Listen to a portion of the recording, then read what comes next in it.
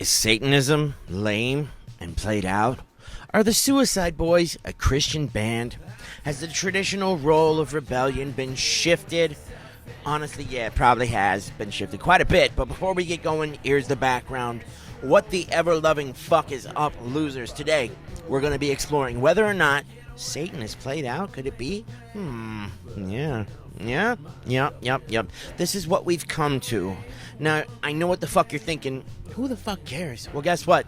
Reddit cares. And so, therefore, I'm forced to pretend to care on their behalf. So it was either in Jacksonville, Florida, or Atlanta, Georgia, where this clip was filmed of your boy Scrimothy portraying his dismay, his vivarious dissatisfaction, his unhappiness at the fact that this 666 shit being played out. Roll clip, Artemis.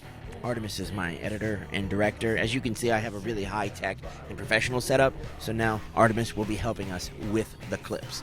Roll clip, Artemis. Yes, man, I'm best. 666 till death! Actually, psych, all that 666 shit is played out. We done with that. You motherfuckers right there that open up that fucking pit!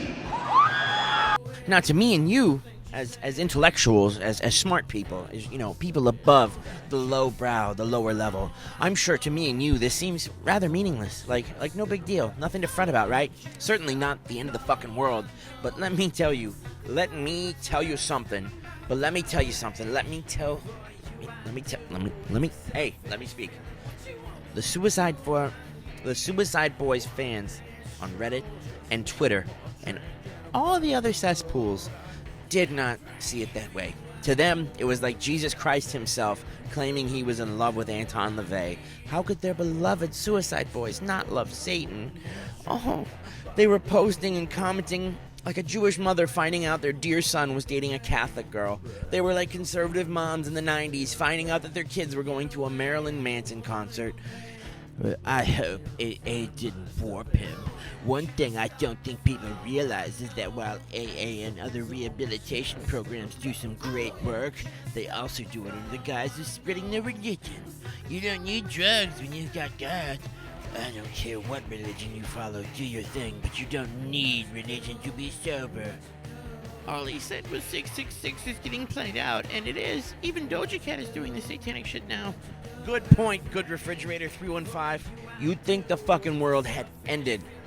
On a side note, I truly cannot express how fucking weird it is for me to witness people genuinely worried and caring that someone they idolized has maybe found God. Oh, shocking. Like, to them, it seems like it's like a fucking... It's like we're living in a Saturday Night Live parody where the Satanist family finds out their kid has a Bible or some shit. The exact opposite of the normal scenario where Christian parents find their kid with a Kiss record or whatever. But at the same time, some of the other Suicide Boys fans saw it as a diss. Dissing 3-6 Mafia, which, I mean, is fucking unlikely as fuck. Seeing as the Suicide Boys have derived much of their style and influence from 666. So no, I highly doubt they're dissing them or doing anything negative. It came at the end of the song LTE, where Scrimothy says, "Never second guess, manifest 666 till death." Now that we have the background, here's what I think is really happening, and what he truly meant. Back to you, Whitey. Everyone knows the Suicide Boys are straight now, meaning they aren't using any drugs or drinking as far as I know. Thus insinuations they found God in rehab or AA, but honestly, I think what he has said has nothing to do with it.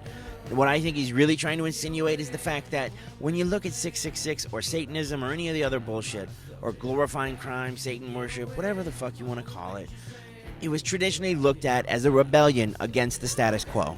Because for literally centuries,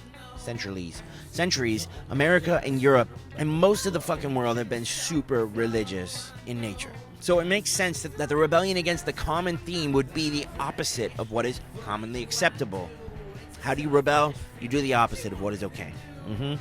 Fast forward to 2023 when you have Doja Cat, one of the biggest fucking pop stars of the last decade, painting herself to look like a demon, and Sam Smith, the dude who had the fucking biggest hit single of last year, dressing up like Beelzebub and giving him a blowy. And then you got Lil Nas X, one of the biggest pop stars of the last decade as well, has a video where he's getting back shots from Lucifer. You can kind of draw the inference of why someone who's been a rebel their entire life, growing up in the 90s and early 2000s, during the satanic panic of heavy metal where everyone freaked out because Marilyn Manson dressed up like the Pope, you can kind of start to see why it would no longer be a valid form of rebellion to be pro 666 or 666, whatever you the fuck you want to call it. It's not a valid form of rebellion anymore. That's all he was saying. It's not rebellious. It's not.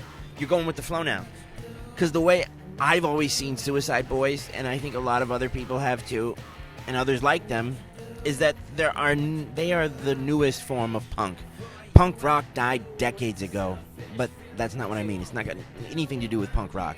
Punk was always more the rebellion factor. There has always been a counterculture rebellion to push back against what's normal and acceptable at the time.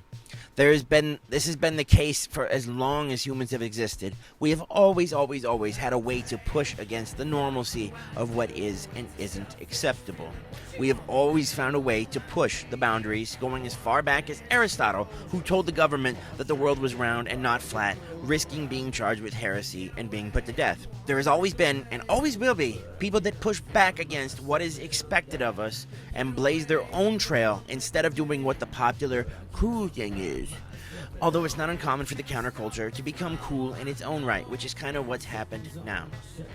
It happens every few years. Everyone's rebellious and cool, and then it just stops because then everybody start making a bunch of money off of it and being hardcore and fucking... They make it no longer cool. When all the yuppie kids start doing it, that's when you know it's played out and time to find the next thing. I mean, even just looking at these Reddit posts worried that Scrimothy is no longer pro-Satan, they read just like a conservative mom worried their kid isn't a Christian anymore. Oh my God, Scrimothy! He said he wasn't pro-Satan anymore, and now I'm worried that he's going to convert me to Christianity. Do y'all see how fucking weird and corny that is? Like, who gives a fuck what somebody believes? If he's not pushing it on you, he's not forcing it on you, who gives a shit, dude? It's really none of our fucking business. I don't think the Suicide Boys are becoming a Christian band, and even if they did, I wouldn't really care. It's no longer edgy counterculture to be pro 666. That's literally the only fucking point he was making. When the biggest pop stars on the earth are doing it, you know damn well it's no longer rebellious. Oh no. And honestly, if you wanted it explained in the most basic of terms, people were pro-Satan because it pissed people off. Because it was funny to make them upset. And that's always cool. It's always cool. And it was satisfying to see the self-righteous people who are all religious and all that shit get offended by people's freedom of expression. And now, the opposite is true. Now people are being self-righteous about being anti-religion, so maybe now it's time for the counterculture to push against them. I'm Whitey Wish from Young Death. Fuck you.